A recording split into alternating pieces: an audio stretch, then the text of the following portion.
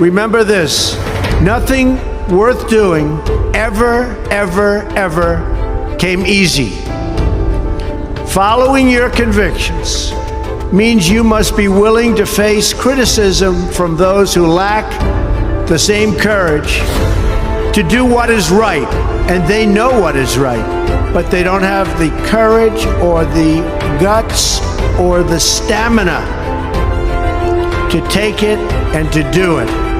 It's called the road less traveled. No one has ever achieved anything significant without a chorus of critics standing on the sidelines explaining why it can't be done. Nothing is easier or more pathetic than being a critic, because they're people that can't get the job done. But the future belongs to the dreamers, not to the critics. The future belongs to the people who follow their heart no matter what the critics say, because they truly believe in their vision. When you don't have money, people say, "Who are you?" But when you have money, it's, "Hey, how are you?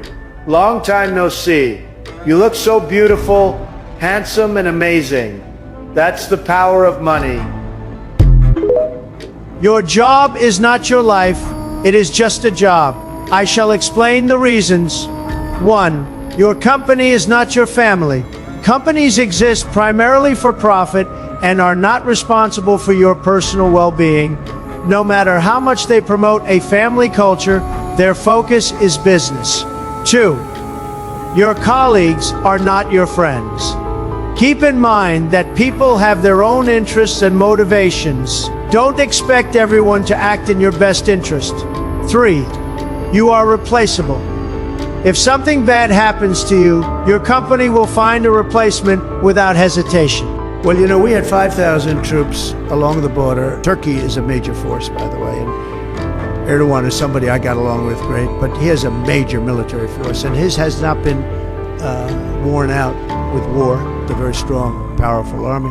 Turkey, and I think Turkey is very smart. He's a very smart guy, and he's very tough. I can say that Assad was a butcher. What he did to children. Right now, Syria has a lot of, there are a lot of indefinites. Nobody knows what's going to happen with Syria. But I think Turkey is going to hold the key to Syria, actually. I don't think you've heard that from anybody else, but I've been work like hell. I mean, you just have to put in, 80 to 100-hour weeks every week. If other people are putting in 40-hour work weeks and you're putting in 100-hour work weeks, then even if you're doing the same thing, you will achieve in 4 months what it takes them a year to achieve. How much do you sleep? About 6 hours. Oh, that's pretty good. Yeah, it's not that crazy. For you, for someone who does as much as you, that's impressive that you can squeeze that in. Yeah, I've tried sleeping less, but then total productivity decreases. Yeah, so you feel like 6 is the number where it's... Yeah, 6. I don't find myself wanting more sleep than 6.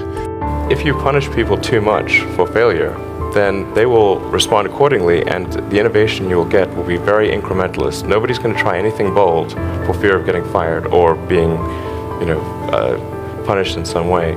So there must be the risk reward must be balanced, and favor taking bold moves. Otherwise, it will not happen. I mean, we got to be excited about the future. We got to do things that make us want to live. It cannot always be about problems every day. I mean, do you want to wake up every morning and everything's just a problem? Well, what inspires you and what makes you excited about the future? There's got to be some things like that. Work like hell. I mean, you just have to put in, 80 to 100-hour weeks every week. And then all those things improve the odds of success.